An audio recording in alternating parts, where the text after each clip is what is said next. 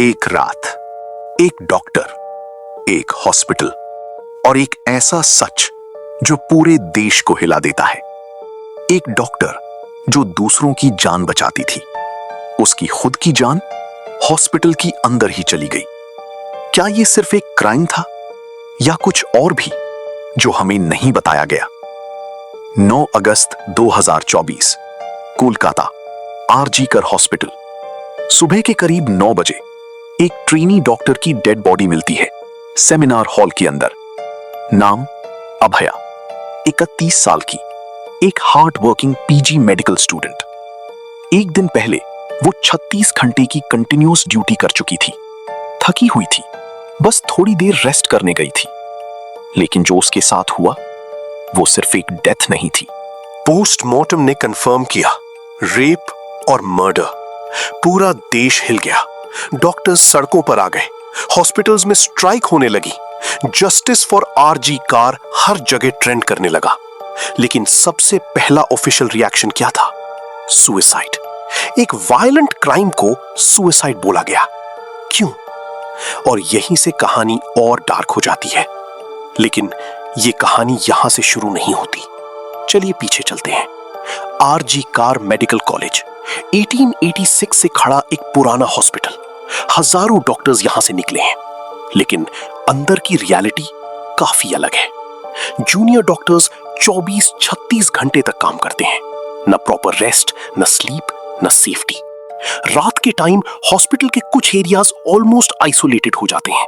और अभया उस रात एक ऐसी ही जगह रेस्ट कर रही थी जहां न गार्ड था, न प्रॉपर सीसीटीवी कवरेज। और यही सबसे बड़ा लूप होल था।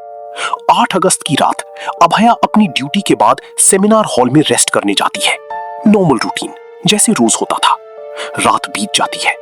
9 अगस्त सुबह एक कॉलीग रूम ओपन करता है और जो उसने देखा वो कभी भुलाया नहीं जा सकता।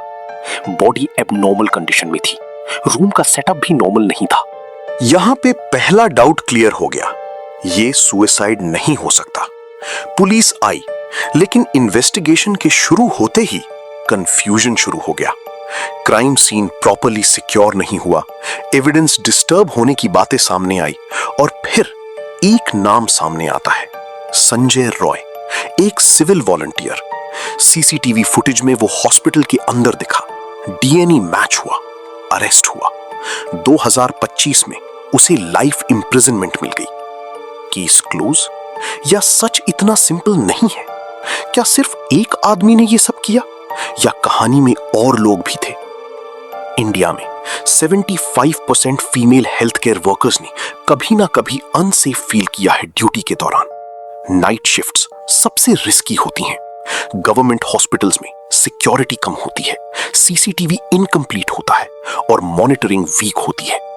इस केस में भी कोर्ट ने नोटिस किया कि एविडेंस टैंपरिंग के साइंस थे। क्राइम सीन प्रॉपर्ली प्रिजर्व नहीं हुआ। सुप्रीम कोर्ट ने खुद एक्शन लिया, नेशनल टास्क फोर्स बनाया। यह तब होता है जब सिस्टम में कुछ डीपली गलत हो। तो असली वजह क्या है? सिर्फ एक क्रिमिनल? नहीं, ये एक सिस्टम फेलियर है, infrastructure failure. Safe rest areas नहीं, सिक्योरिटी फेलियर। प्रॉपर मॉनिटरिंग नहीं, administrative failure. Initial cover up और सबसे बड़ा कल्चरल फेलियर।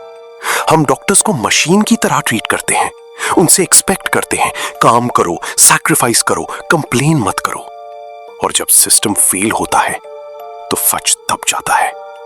सोचो, एक लड़की जो सालों तक पढ़ाई करती है, रातों को जागती है सिर्फ इसलिए कि किसी और की जिंदगी बचा सके, और एक दिन वही सिस्टम उसकी प्रोटेक्शन नहीं कर पाता।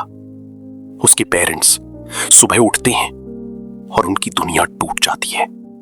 वो लोगों की जान बचाती थी, लेकिन उस दिन कोई उसकी जान बचाने नहीं आया। संजय रॉय को सजा मिल गई, केस ऑफिशियली क्लोज हो गया। लेकिन क्या सच में जस्टिस मिला? क्या आज भी डॉक्टर्स सेफ हैं? क्या सिस्टम बदला?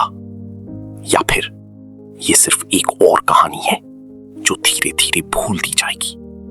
क्योंकि सच ये है, क्राइम डेंजरस होता है, लेकिन सच का छुप जाना उससे भी ज्यादा डेंजरस होता है।